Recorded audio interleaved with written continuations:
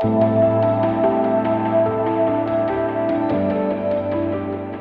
estudiante de Derecho, aprendí a apasionarme por pensar los conceptos difíciles. Y es que imagínense ustedes qué sería del derecho pensando el delito, por ejemplo, sin primero pensar qué es la vida, dónde empieza y dónde acaba, qué es la justicia. Pero yo no siempre fui así, no siempre disfruté de pensar las complejidades de la vida, esos asuntos a los que nos cuesta tanto abrirnos porque implica abandonar nuestras certezas, aun cuando esas certezas estén cimentadas en algo que realmente sabemos que posiblemente no es viable, pero que nos dan seguridad. Principalmente no me gustaba preguntarme sobre asuntos muy complejos porque no pensaba que hubiera un futuro viable, no pensaba que había un futuro para mí. En las etapas más tempranas de mi juventud decidí vivir mi vida pensando que el presente era lo único que yo tenía. Tenía que vivir intensamente el presente, disfrutarlo, vivirlo a como diera lugar, porque no había nada más. Quizá esa es una reflexión que hago ahora. En ese momento simplemente vivía mi vida. Lo que sí tengo seguro es que cada noche, cuando me iba a acostar, cuando tenía momentos de introspección, cuando tenía momentos de soledad, me sentía profundamente vacía, carente de sentido. Cuando pensaba la vida, pensaba que no valía la pena vivirla.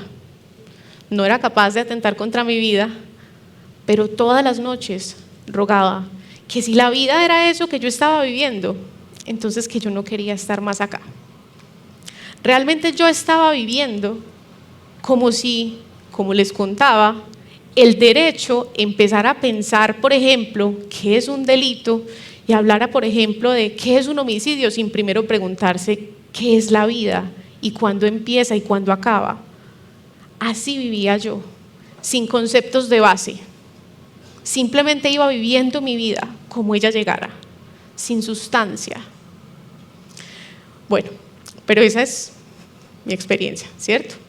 Cuando nos preguntamos acerca de qué es la identidad y por qué es importante reflexionar acerca de la identidad, necesariamente tenemos que reflexionar gravitando en torno a dos preguntas: ¿quién soy y para qué estoy aquí? Preguntas que el ser humano se ha hecho durante toda la historia de la humanidad.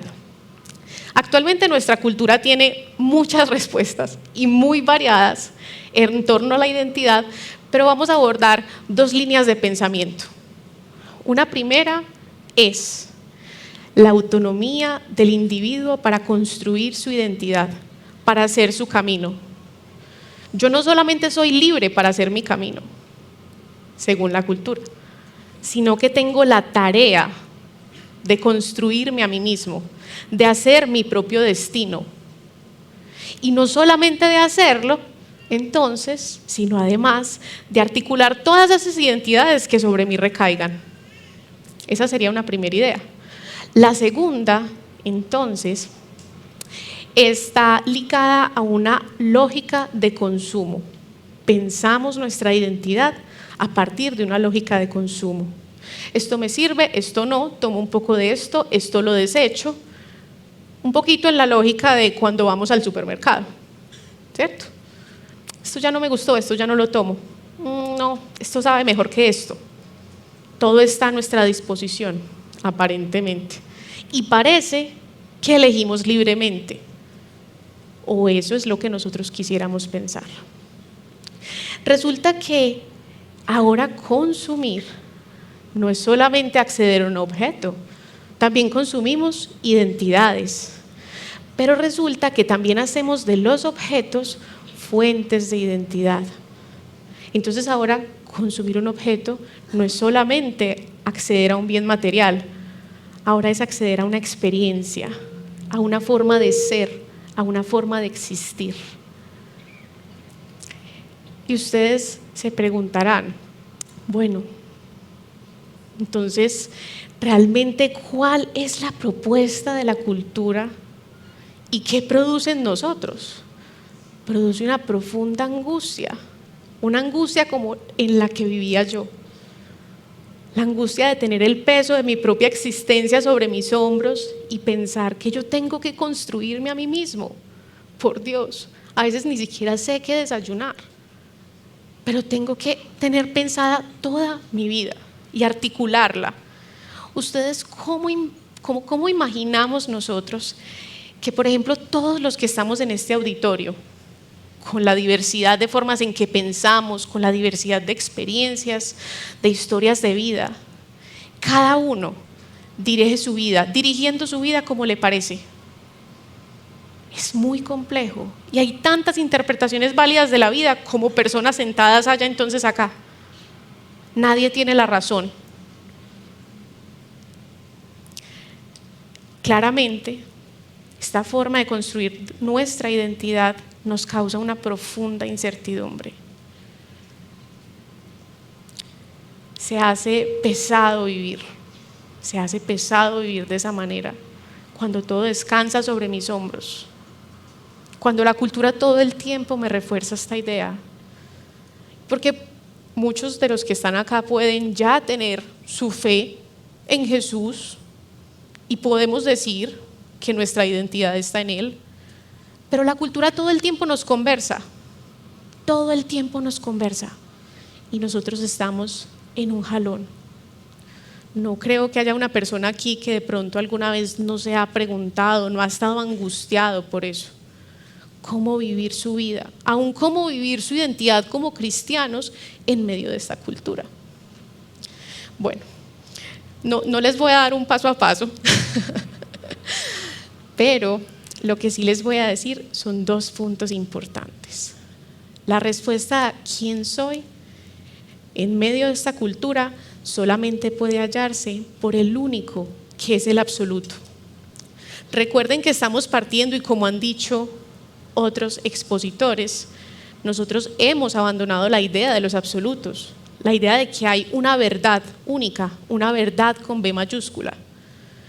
Nosotros vivimos de otra manera y necesitamos luchar por mantener nuestra mente en esa línea, recordarnos a nosotros mismos que nosotros vivimos nuestra vida y pensamos nuestra vida, interpretamos nuestra vida sobre el que es la roca firme, sobre el único absoluto, sobre el mismo Dios que ha dado respuesta a las diferentes manifestaciones culturales a lo largo de toda la historia de la humanidad.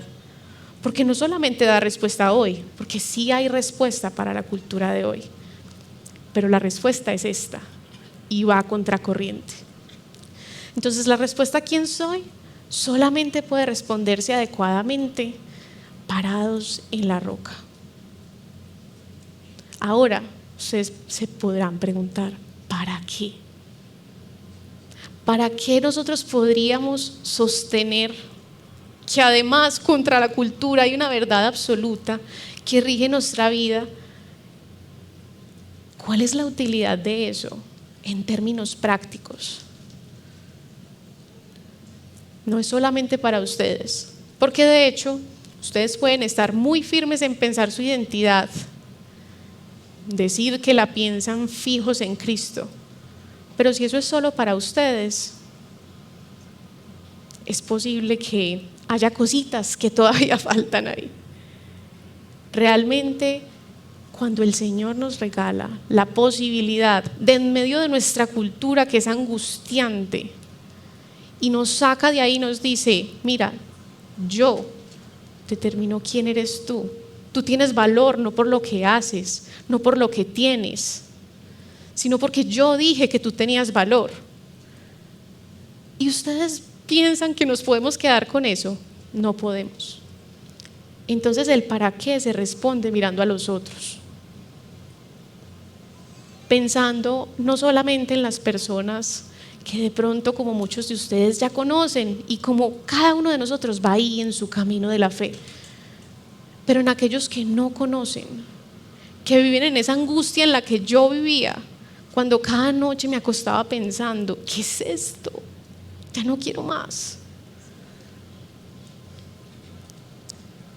Wittgenstein, el filósofo, cuando pensaba en cómo responder o cómo respondía el hombre a experiencias traumáticas, decía que el hombre que sufre o que siente dolor no elige la boca que lo dice, y que por eso él puede remitir a la boca de otros que griten ese dolor cuando a él le resulta imposible. Y eso somos nosotros en medio de nuestra cultura. Somos esa voz que se alza, somos la formulación de esa necesidad que el que no conoce a Cristo no puede formular porque no tiene las palabras para hacerlo, no tiene los recursos. Pero nosotros sí podemos mostrar a los demás cómo es que hemos encontrado paz, el sustento para vivir la vida en medio de toda esta cultura tan fluctuante que nos dice que no hay nada cierto. Podemos llevar a otros la verdad de aquel que nos trajo de la muerte de vuelta a la vida. Gracias.